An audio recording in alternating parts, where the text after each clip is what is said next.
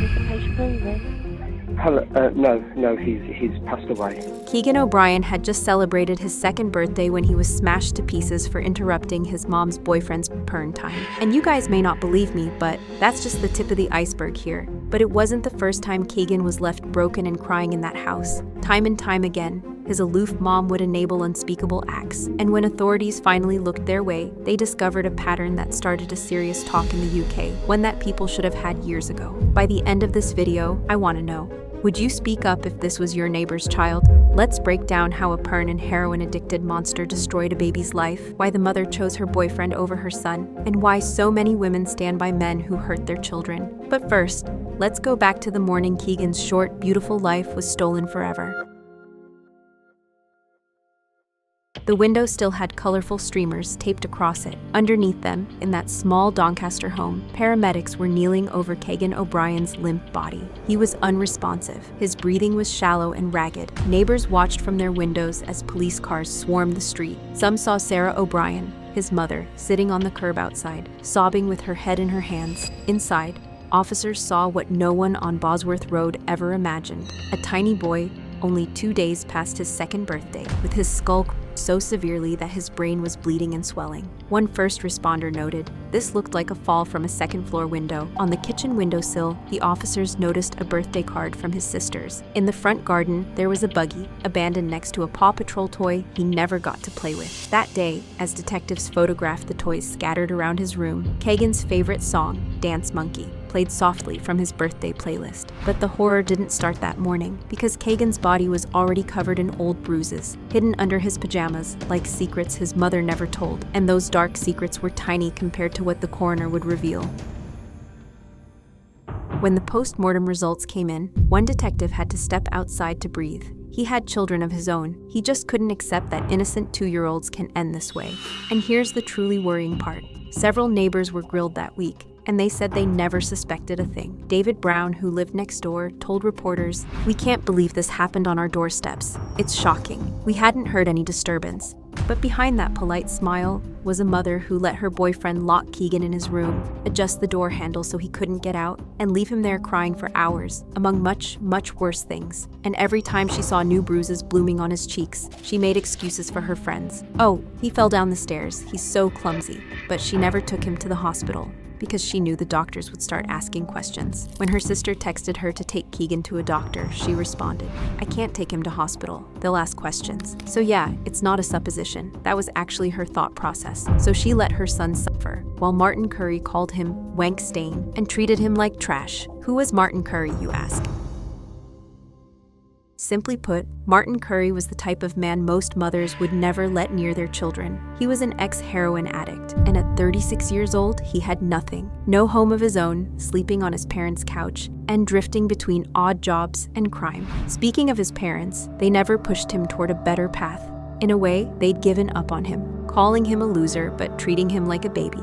You guys can leave a comment below and tell me what you think is wrong with that. In June 2019, Curry met Sarah O'Brien, and she welcomed him with open arms into her home. Their daughters went to the same school, and he charmed her just enough to slide into her life. Within weeks, he was declaring undying love. By the end of the summer holidays, he'd moved in, and before you ask, yeah, the undying love vows ended the minute he moved in. For a little while, he helped out, did the dishes, picked up groceries, and played the role of supportive partner while Sarah juggled life as a single mom of 3. But it didn't take long for his true nature to infect their home. He started a cruel campaign of terror against the children, especially little Keigan. If the toddler cried, Martin would scream vile insults at him. Among those, Wank Stain was his favorite. Sarah would tell police that she disliked those terms, and she'd ask Martin to stop. But since he wasn't going to stop, she just let it happen. And Martin knew how to create his house of horrors in silence, so the neighbors wouldn't try and save the children. He would lock Keigan in his room and leave him crying for hours, without food or water. If Keigan dared disturb him, if he cried a little too loud, for example, Martin's response was violent shrieking. And it wasn't just physical punishment. Martin stripped Keigan of any humanity. There was no affection, no comfort, no promise of a father figure, just rage and fear. But the question that still burns through this case is, where was Keigan's mother while her son was tortured in his own home? Here's another layer of betrayal that will make your stomach turn. The investigators never had a question about this. It was a tiny home with thin walls, and they had Sarah's phone records, which were filled with disgusting text messages between her and Martin. Sarah saw it all, you guys. She saw the bruises on Keigan's cheeks, the black eyes he got one October day when Martin was caring for him alone. Then, she saw her baby boy cry in pain whenever she would lift him. You see, his ribs and spine had been fractured weeks earlier. Sarah had just resorted to not lifting him up anymore. Meanwhile, she was texting friends that she couldn't afford to take him to the hospital. She knew doctors would see the injuries weren't normal toddler tumbles. But instead of protecting Keigan, she protected herself and Martin, because Sarah wanted to keep her relationship, even when she witnessed him touch her baby boy. At times she protested, but she never did anything to stop him. Not really. She chose to prioritize her boyfriend's comfort over her son's safety. Texts revealed she knew Martin's rage was dangerous. Yet she still left Keigan with him that final morning. And when she came home and saw Keigan lying limp in bed, bleeding from the nose and mouth, she didn't rush to call an ambulance. It took nearly 2 hours. First, she texted her sister. That's when she told her to take Keigan to a hospital, and she said no. Then, she had a chat with Martin. Only then, they said, "Fine, let's call 999. In court, the judge said Sarah was vulnerable, with low self-esteem, that she was easily manipulated by men like Martin. But the reality is this. Keigan was 2. He couldn't choose his fate, his mother could. But before we dive into Sarah's reasons, let's reveal the whole iceberg, the whole heartbreaking story of that fateful day, as told in the courtroom. It was just after 9 a.m. Martin Curry was lying in bed, scrolling through sites on his phone, flicking between gambling pages, and texting his dealer about his next heroin fix. Yeah, ex-heroin addict, he said. It was just one of his many lies. That's when Keigan woke up. Maybe he cried out because his diaper was full. Whatever it was, his small voice broke through Martin's sick routine. And in that moment, he snapped. And when the violence was over, Martin didn't call for help. He just lay back down, picked up his phone, and went back to the same website. His girlfriend's son was dying 2 feet away, and his biggest concern was getting high before noon. But the horror didn't end there. Later that morning, Martin finally noticed that Keigan had gone limp and cold.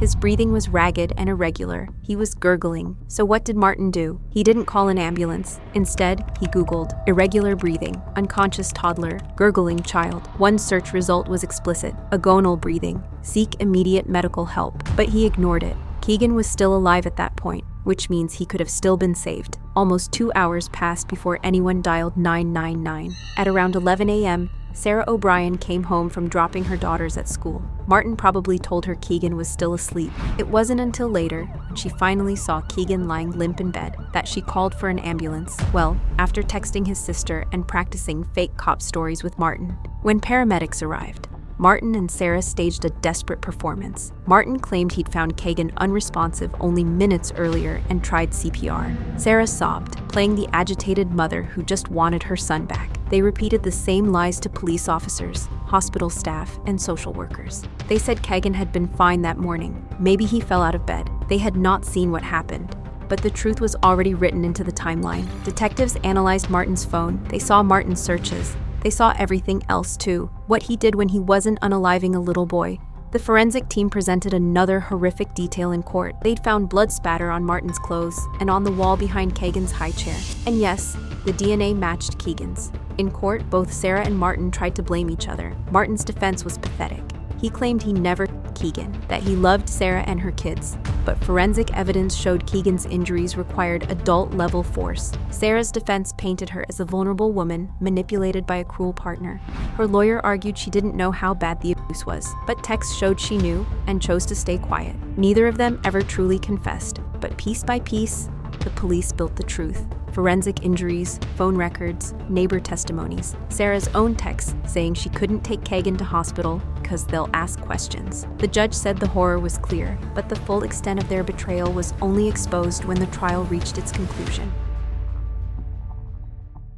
When sentencing finally came, many expected relief, closure, maybe even justice. Martin Curry was sentenced to life in prison with a minimum of 22 years. But 22 years feels light for a toddler with such violence that doctors said his injuries looked like a traffic collision. Then came Sarah O'Brien's sentence. The mother who let her boyfriend torture her baby to death walked away with just 8 years. All the while, she was fidgeting and whimpering. An officer stood there throughout her sentencing to keep her under control. Justice Edie called her a woman of low self-esteem, vulnerable to men like Martin. She also added, "You failed to say what you must have known, that Keigan must have been fatally injured by the man you had left him with that morning. And now her daughters have to grow up knowing their mother let their baby brother die alone." The judge told her, "You've lost your son forever and been separated from your daughters. Your culpability does not detract from that tragedy." Little Keigan was tortured to death under her roof, and she gets out before his sisters finish high school. That's not justice. That's abandonment.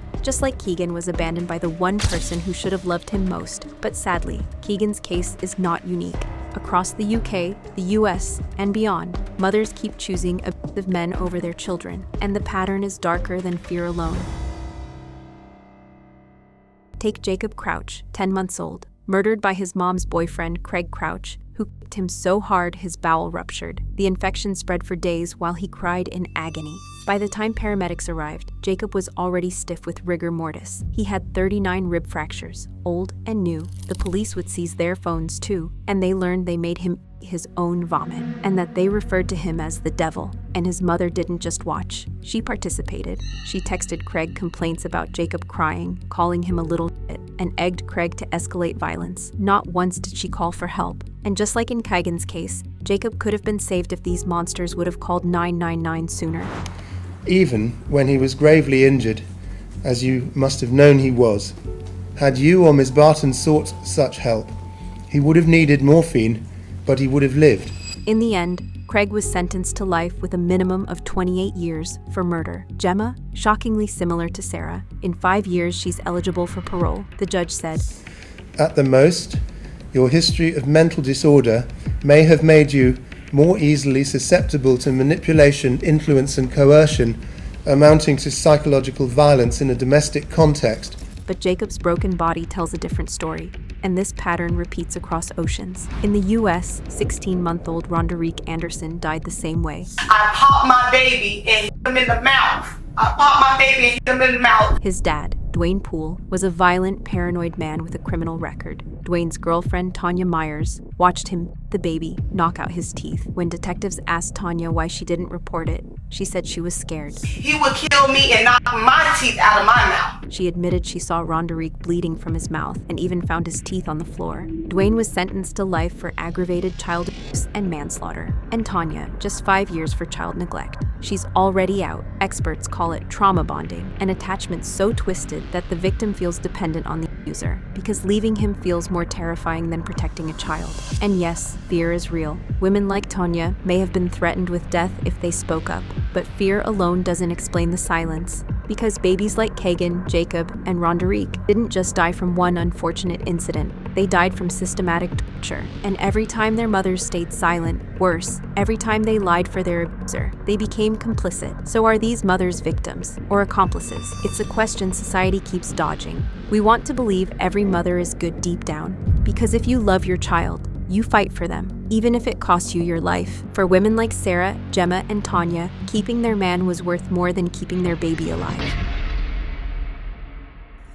Flowers appear every now and then where Keigan used to live, and now his sisters still ask when he's coming home. They're just little schoolgirls, not even teenagers yet, and their world has been blown to pieces. One day, they had a baby brother who made them giggle with his cheeky monkey dances. Now, they're left without parents. Their mom is in prison for letting their brother die. Their dad is estranged, barely part of their lives. Best case, they're with grandparents, clinging to some sense of family. Worst case, they're in the foster system, surrounded by strangers, forced to sleep at night knowing their mom chose a violent man over them all. Imagine growing up like that. And what's worse, you guys? Keigan's story is not even rare. Every day, children show up at daycare with bruises. Neighbors hear screams through thin walls. Teachers notice kids flinching when someone raises their voice. And every day, people convince themselves it's not their business. But it is. That's why your voice matters. If you see bruises or notice fear in a child's eyes, say something.